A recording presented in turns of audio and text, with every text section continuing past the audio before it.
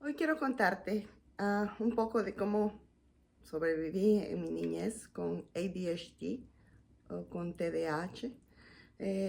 Soy Saura Carranza y quiero contarte que cuando era niña, para empezar, fue difícil mi infancia en la escuela, cuando entré por fin a la escuela, porque no pasé primer grado en el tiempo en el que yo crecí o en el lugar donde yo crecí. Yo crecí en un lugar chiquito que se llama El Palmital, es en El Salvador.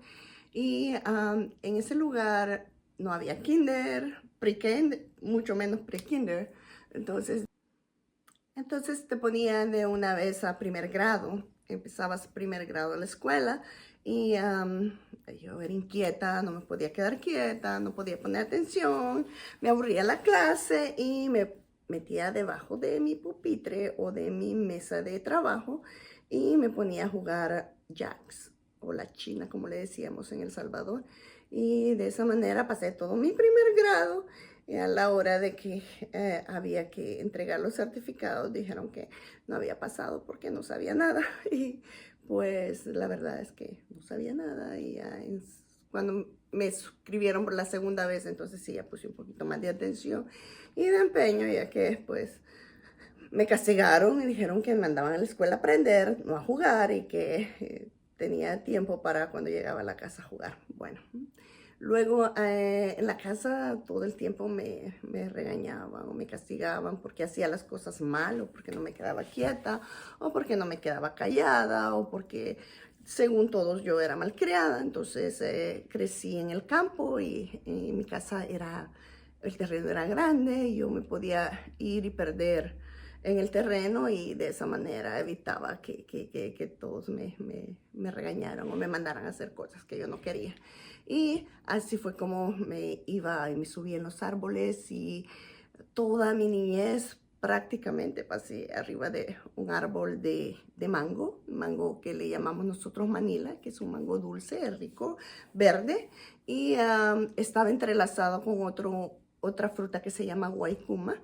Y aunque no me gustaban las guaycumas, arriba en la copa del árbol hacían como una enredadera entre las ramas de los dos árboles, y eso hacía que yo me acostara ahí y a veces hasta me dormía, y si me hubiese caído de ahí me mato porque estaba súper alto, pero eh, era muy cómodo, y ahí crecí comiendo mangos y me subía a los árboles de jocotes, teníamos muchas frutas en mi casa.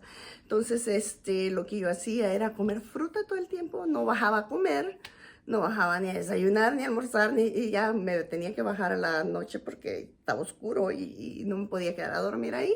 Y me gritaban y a veces nomás me hacía la que no oía, pero también desde la copa de ese árbol yo podía mirar a la calle y miraba a mis amigos o a mis amigas que iban por la calle, y realmente era mi manera de como de conectar con la demás gente de mi lugar. Y aparte de eso, recuerdo que me ponía a cantar. No escribía canciones, porque no escribía canciones, pero las cantaba, nada más las inventaba y me ponía a cantar. Y me podía inventar y me inventaba historias en mi cabeza, y así no molestaba a nadie ni nadie me molestaba. Y así fue como yo pasé mi niñez en el Palmital. Es un lugar muy bonito, es un lugar muy lleno de árboles, de mucha vegetación. Es la falda de uno de los volcanes del Salvador, y es un lugar que a mí me encanta. Ahí crecí, ahí me dio Dios el nacer. Estoy muy feliz y agradecida porque existe y porque Dios me permitió nacer y crecer ahí. Ahí estuve hasta los 18 años, y a los 18 años me fui. Tuve una adolescencia muy, muy dura, muy difícil, por lo mismo, por mi condición y por la incomprensión o por el no diagnóstico, porque las personas no sabían qué hacer ni cómo tratarme. Me refiero a mi familia y a mi alrededor cercano, ¿verdad? Mis amigos, mi familia. Y fue difícil crecer de esa manera, pero de mi adolescencia no te voy a hablar hoy. Fue difícil, te hablaré en otra ocasión, pero sí quiero decirte que mi infancia fue muy, muy bonita, porque tenía, no mucho me dejaban salir, pero tenía mucho terreno para perderme y mucha fruta para comer. Recuerdo que mi abuela siempre se enojaba porque decía que yo, toda la gente iba a pensar que ella no me daba de comer porque yo estaba súper flaquita y me costó mucho llegar a pesar 100 libras. Y ella todo el tiempo me estaba llevando donde el médico para que el médico hiciera algo para que yo pudiera subir de peso. Y lo que ella no entendía es que yo estaba llena de tanto comer mangos, jocotes, marañones japonés, anonas o cualquier fruta que me encontraba. Incluso a veces habían racimos de bananas o de guineos maduros y yo cortaba los maduros y eso comía. Y en mi casa siempre se sembraba hortalizas, pepinos, zanahorias y chiles, tomates y siempre habían árboles de limones y yo me llevaba mi bolsita de sal y yo siempre comía. Y cuando iba donde mi tío tenía un árbol de arrayán y yo me subía a la copa del árbol de arrayán y allá me quedaba con mi bolsita de sal y comía arrayanes hasta que ya más no quería. Entonces, realmente era flaquita porque lo único que comía eran frutas y algunos vegetales que cultivaban en mi casa y de esa manera me sentía que me perdía y que nadie me molestaba.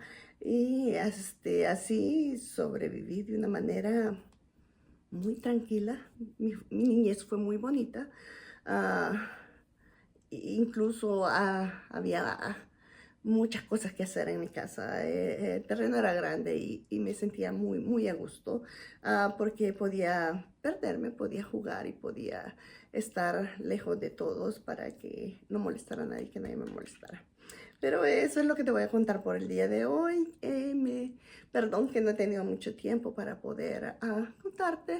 Realmente mi intención con estos videos es no hacerme famosa, sino contar un poquito de lo que fue mi vida, de lo que ha sido mi vida. Para los que me conocen, saben que mi vida no ha sido fácil, pero la he vivido con alegría, la he vivido con agradecimiento.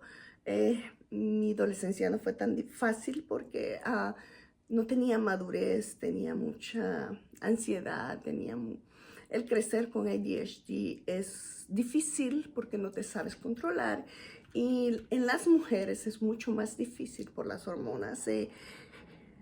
Normalmente todas las mujeres tenemos una etapa en que las hormonas nos vuelven locas cuando estamos entrando de la pubertad a la adolescencia y es difícil para cualquier mujer.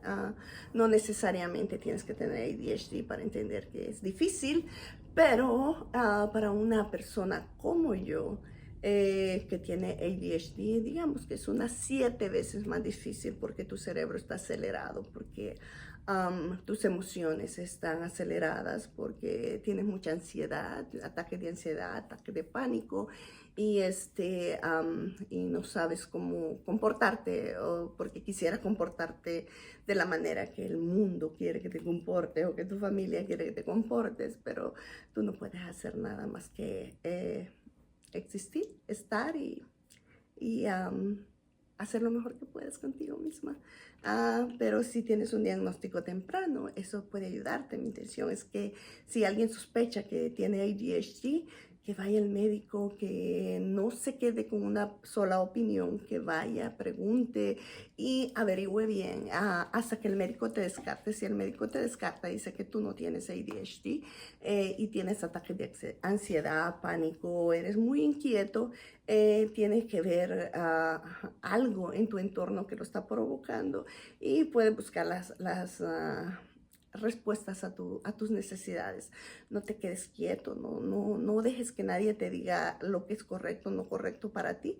Y si tú te sientes incómodo y tú sabes que eres diferente y tú sabes que tienes un problema, o si tú observas en tu hijo o en tu hija que tiene un problema que es diferente a los demás niños, no te quedes quieta, ve con el médico o con las personas adecuadas. Hay muchos médicos incluso que no te tratan por ADHD, que no lo conocen, que no creen que puede existir de la manera que está ahora diagnosticándose en estos tiempos modernos, porque en los tiempos antiguos simplemente eras mal educado era desobediente y no tenía otro problema más que la chancleta voladora y el castigo físico, pero así resolvían el ADHD antes. Y te voy a decir, yo sufrí mucha chancleta voladora, mucho castigo físico y mucho castigo emocional, y la verdad es que nada me lo quitó, porque el ADHD, una vez tú lo tienes, es para siempre. Cuídate,